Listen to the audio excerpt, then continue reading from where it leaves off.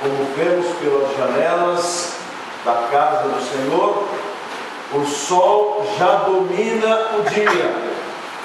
Assim também, há muitos anos atrás, quando mulheres piedosas que, observando a cultura de Israel, quiseram tratar o defunto para honrar a memória do Senhor que tanto bem fez a elas e a todo o povo, tiveram a mais feliz e gloriosa de todas as surpresas. Cristo não estava lá, Ele ressuscitara para a glória de Deus. Eu quero convidá-los a abrir a palavra do Senhor em 1 Coríntios capítulo 6, versículo 14. 1 Coríntios capítulo 6, versículo 14.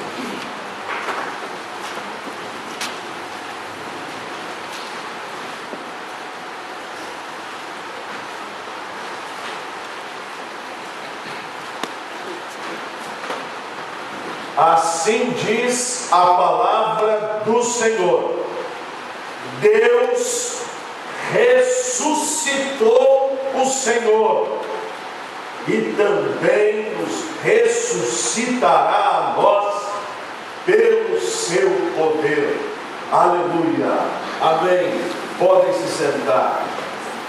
Ao longo destas conferências, Deus nos tem dado a graça de caminhar pelas várias passagens da vida do Senhor Jesus, mormente nos seus instantes finais da sua vida, paixão e morte. E isso fizemos nos dias anteriores, falando que Ele, o Senhor Jesus, teve uma morte sem igual. A dele foi mais importante, preciosa, sofrida, do que qualquer morte que possa ter acontecido, além do que foi injusta. Se cada um de nós morresse, seria uma morte justa, pois o salário do pecado é a morte. Mas ele, como disse o ladrão que estava ao lado de Jesus, crucificado, porém tocado pelo poder de Deus, ele nenhum mal fez. Falamos que a dor de Jesus também foi sem igual, porque a sua dor não se restringiu apenas aos problemas físicos, porque outras pessoas também sofriam fisicamente, mas a sua dor foi tremendamente profunda. Foi uma dor física, uma dor moral, uma dor espiritual, uma dor vicária, uma dor de ingratidão. No entanto, quando Cristo, naquela manhã do primeiro dia da semana, foi ressuscitado, e foi algo simplesmente espetacular, porque soldados guardavam o túmulo que possuía uma grande pedra a guardar aquele corpo.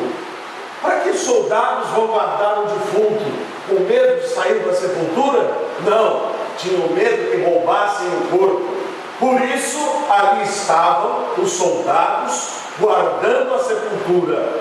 No entanto, meus irmãos, não há homem, não há soldado, não há império, não há poder terreno que possa deter a glória de Deus, pois está escrito nas Escrituras: agindo eu, quem impedirá? E naquela manhã gloriosa, naquela madrugada bendita, um grande anjo do Senhor desceu dos céus, e a sua luz foi de tal forma ofuscante aos olhos daqueles soldados, que eles caíram por terra, e o anjo, com a maior facilidade, afastou a pedra. E o Senhor Jesus, bendito seja Deus, ali na sepultura, depois de ter o corpo todo dilacerado pelo sofrimento, depois de passar ali na sepultura aquele corpo, aqueles momentos de morte, ressuscitou fisicamente e levantou-se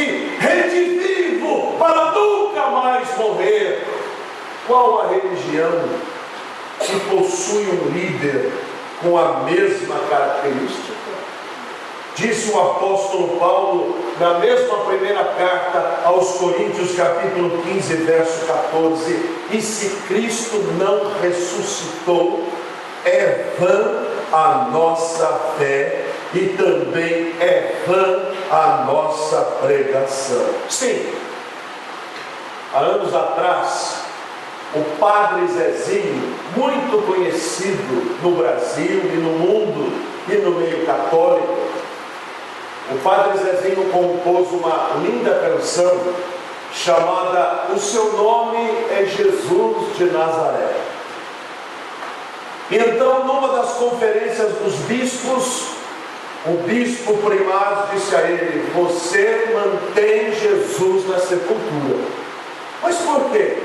Porque a sua música vai apenas até Jesus estar sepultado e morto. O seu Jesus está morto. Então ele teve que fazer uma outra estrofe daquela música e gravar uma segunda versão, lembrando da ressurreição de Jesus. Conquanto a música seja muito bonita, eu pergunto: como não atinou o poeta de que o Senhor Jesus não terminou a sua obra na boca da sepultura, mas a sua obra não acabou, porque ele saiu daquela sepultura vivo e transformado?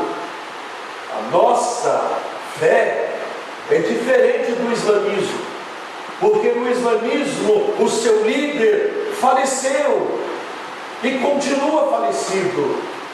A nossa fé é diferente do espiritismo, porque o seu condensador doutrinário, Allan Kardec, faleceu e ele tem uma sepultura visitada por todos.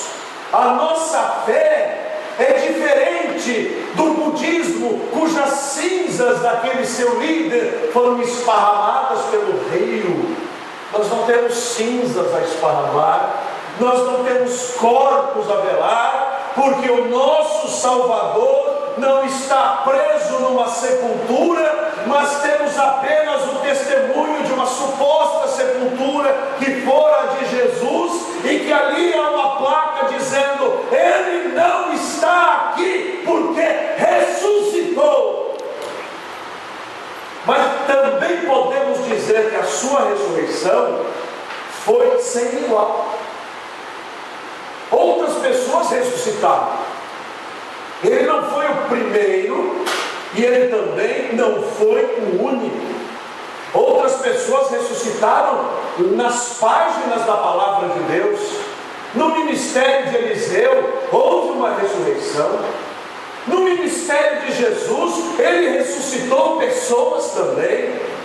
O apóstolo Paulo, usado pelo Espírito Santo, o apóstolo Pedro, usado pelo Espírito Santo, ressuscitaram pessoas.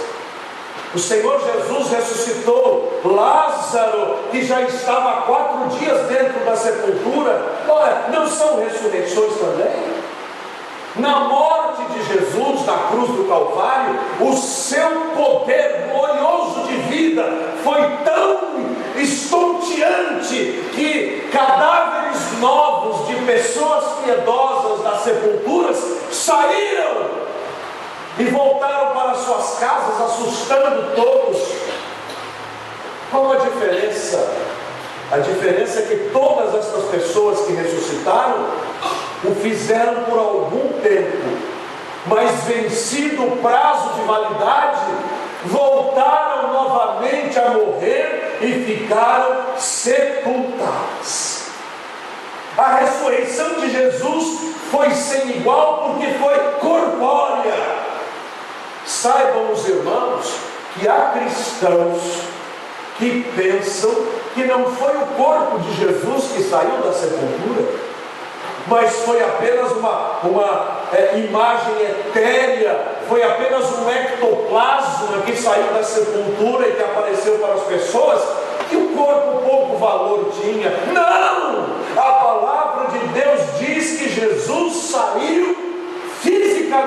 na sepultura. Eu sei que está escrito em 1 Coríntios 15, 50, que carne e sangue não herdarão o reino de Deus. De fato, isso está escrito. Porque carne e sangue significam a nossa velha criação condenada por Deus por causa do pecado de Adão. De fato, carne e sangue não herdarão o reino de Deus. Mas as boas notícias é que quando Cristo ressuscitou, e nós encontramos em Lucas capítulo 24, 39, esta palavra: vede as minhas mãos e os meus pés, que sou eu mesmo, apalpai-me e vede, pois o Espírito não tem carne e ossos como eu tenho. Então podemos dizer com toda confiança: carne e sangue não herdarão o reino de Deus, mas carne e ossos sim, transformados, redimidos pelo poder da ressurreição de Jesus Cristo. A ressurreição é real, a de Jesus foi corpórea. E ele também saiu da sepultura com um corpo incorruptível. Os demais que ressuscitaram morreram, estavam sujeitos a doenças, mas Cristo, quando ressuscitou, teve um corpo de tal forma transformado que foi capaz de passar por paredes, de aparecer no cenáculo sem ter entrado por porta alguma, de estar aqui e logo estar em outro lugar.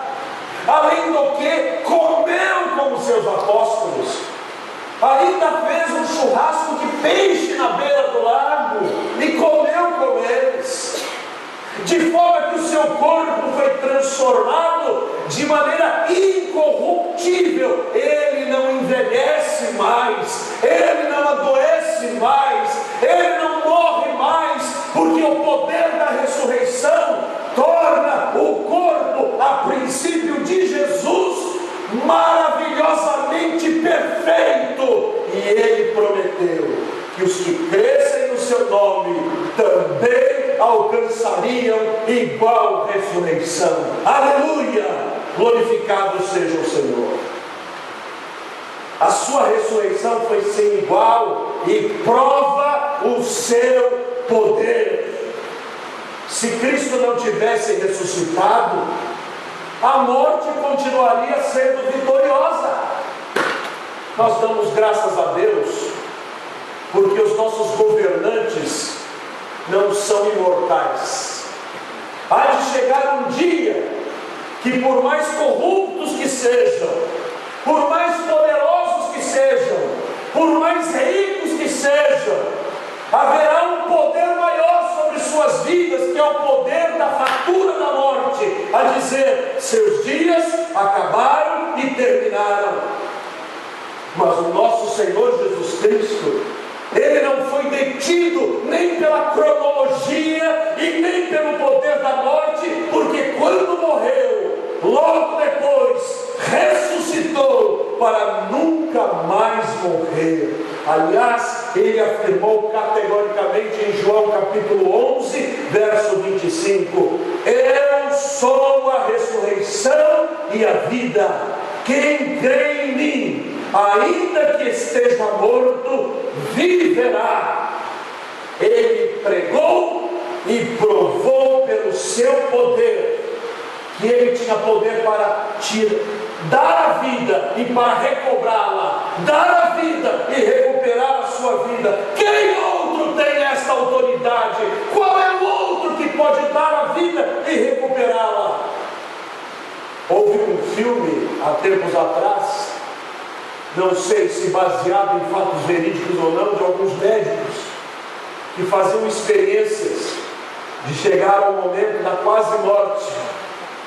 Eles faziam o coração parar de bater até o limite que o corpo aguentasse e depois injetavam os elementos necessários para voltar à vida.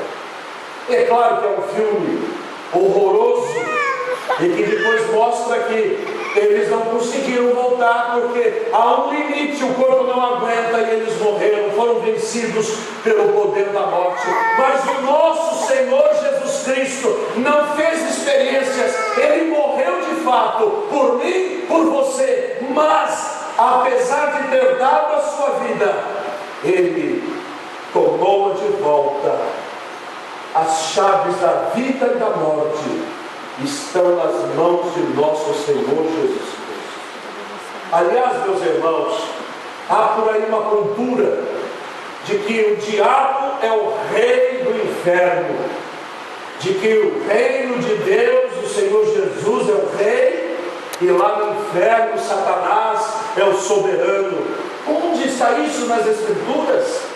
Aonde está que o diabo detém a chave da morte? Não! Quem detém a chave da vida e a chave da morte não é outro senão nosso Senhor e Salvador Jesus Cristo. Por isso, a sua ressurreição prova a vitória.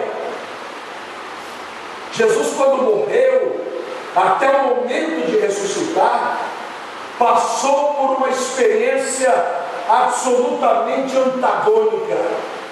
A Bíblia declara em 1 Pedro capítulo 4, verso 6, que Cristo desceu aos infernos, ou à mansão dos mortos, ao lugar tenebroso de condenação.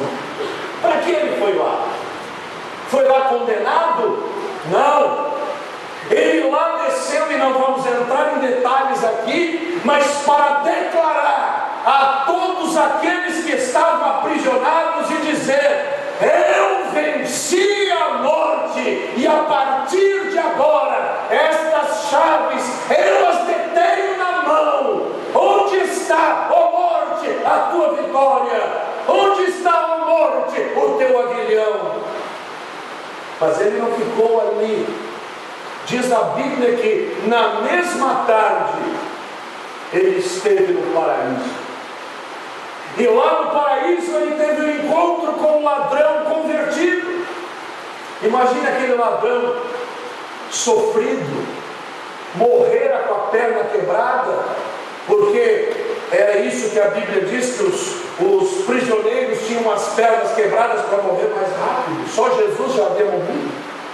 E ele destruído, dilacerado, sem esperança, mas lembrando do que pedir ao Senhor: lembra-te de mim quando vieres no teu reino. E Cristo dissera: hoje mesmo estarás comigo no paraíso. Ele desperta no mais lindo de todos os lugares, num lugar glorioso e maravilhoso.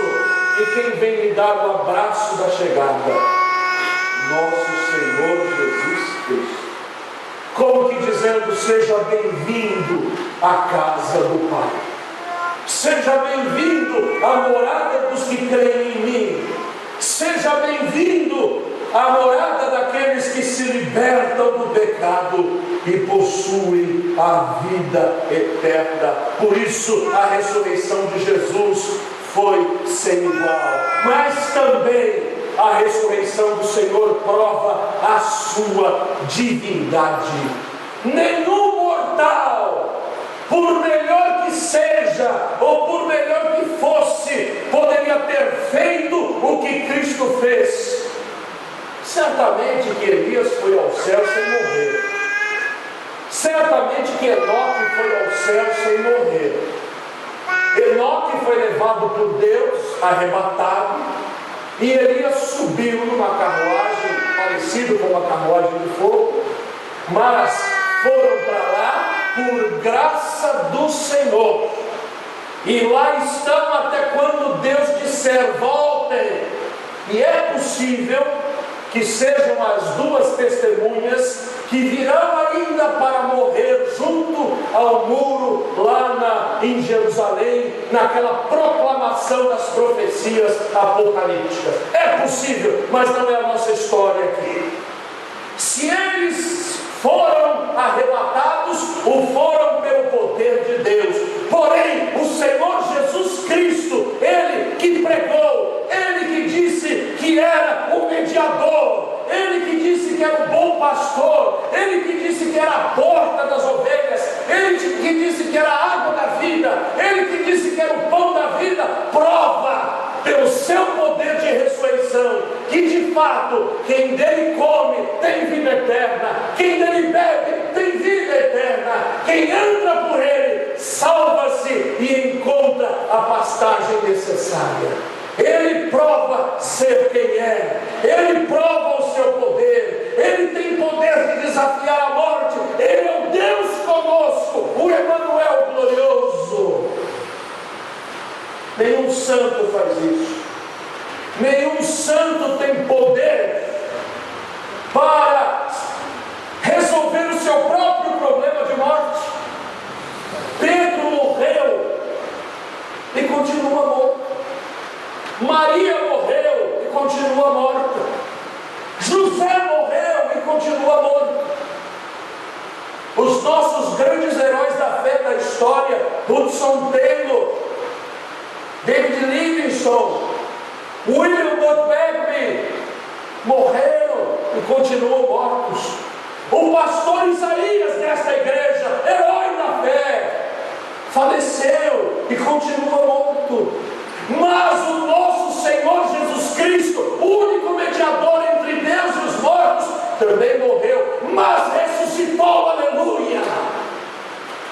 Ele sim tem poder para salvar a nossa alma, Ele sim tem poder para nos dar certeza de salvação. Nele nós podemos confiar, nele nós podemos crer, nele nós podemos construir a nossa vida.